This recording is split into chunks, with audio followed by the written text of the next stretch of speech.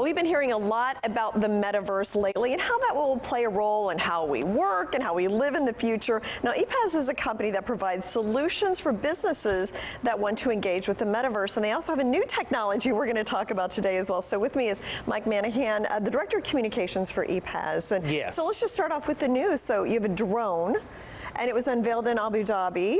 Yes, right? We've been working on drone technology for some time. Okay, I don't think we've ever talked about that. Well, and obviously drones are not new. Right. I mean, kids play with them in the yard. But the drone industry has not yet really been embraced by business. So the challenge for EPAZ, because we're a developer of business solutions and business software, and what we're doing at EPAZ is we're trying to take modern day technology and marry it with business problems and come up with business solutions. So one of the things we have developed, it's our ZenaDrone 1000. We kind of showcased it at this conference in Abu Dhabi. It's the UMEX conference, which is a huge conference for unmanned vehicles, and it is really just amazing technology. So how does it work? What can you do with it? Well, one of our first applications is in the field of agriculture. So you know what happens if you're growing crops is you got to go out and inspect them. So the guy gets in his Jeep or on his motorcycle or whatever he does, or sometimes even helicopters, to view what's going on in the fields. Our drone goes over and does that.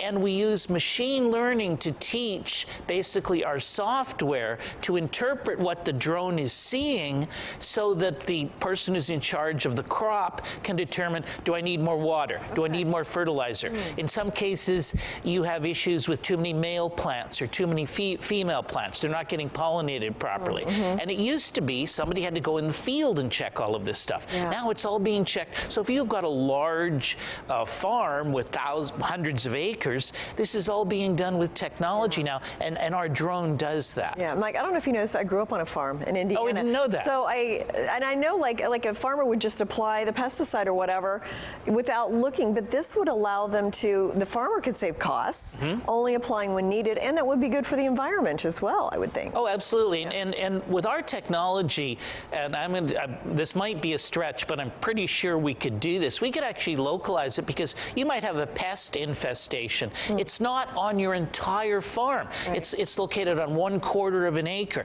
and that's the spot you need to hit. Well, the drone can identify that. Before the drone and our technology, and again, it's not just the drone, it's the fact that we've married it with a software program that can interpret what the drone is filming. It's kind of like machine learning to be able to do that. And also power line industry, the drone can work with that as well, like utilities? We see a huge opportunity there because right now, you've got those big towers with the wires running between them. Typically how they're repairing those is literally they get a helicopter and they get a technician. He's hanging out of the helicopter with a chain around him and trying to work on the thing. We have married our drone technology with our metaverse technology, which is basically virtual reality. So the drone can go up there. It's looking at the problem on the power line. The technician is using basically the metaverse virtual reality goggles to be able to see what's going on. And with certain kind of technical adaptations, we can even put some robotics on the drone to actually perform some of the operations. That's something. Yeah, and our drone is a heck of a lot less than a helicopter is. Right, right, and much safer. And much safer. Right, because you don't have some guy hanging out of the helicopter. All right, so let's just talk about EPAZ in general, because you offer a lot of business solutions. Can you give me a wrap-up of what all you're doing? Yeah, and I think it's always nice to talk kind of about our history, because what has happened is in the world of business, there have been hundreds and hundreds of specialized software products developed over the years. Many of them were developed years ago, and they're not in modern language, and they're not cloud-based. Our CEO, I like to call him a software genius, devised a way to take those old software programs and turn them into a cloud-based system. So as an example, we have some simple software programs like managing your conference room. how do you manage your conference room, bookings for your conference rooms? And you don't use an Excel spreadsheet, use our piece of software. It's cloud-based, and people can book appointments. I want the room from here to here. And we have a lot of tools like that that businesses use. And you work through all kinds of industries. All kinds of industries, yeah. Okay, and give me kind of an update on the rest of the year. Any new things coming out, or what's your roadmap? Well, we just, we continue to work on the products that we're working on.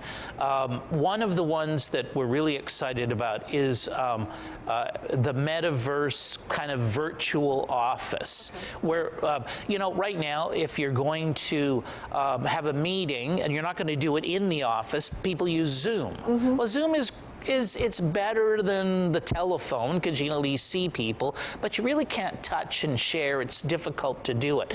But what we're going to do with our augmented reality, it will be just like you were sitting in the room. You'll kind of have your own avatar, just like in the movie Avatar, with you wearing special glasses. And if there's products you need to look at, if you need to touch things, you'll literally be able to do that through a virtual environment. That is under development right now. It's coming, and we're really excited about launching that product at some time in the not too distant future. All right. Well, I hope you'll come back and tell us about it when you're ready to launch. I'm coming back when it's warmer in New York.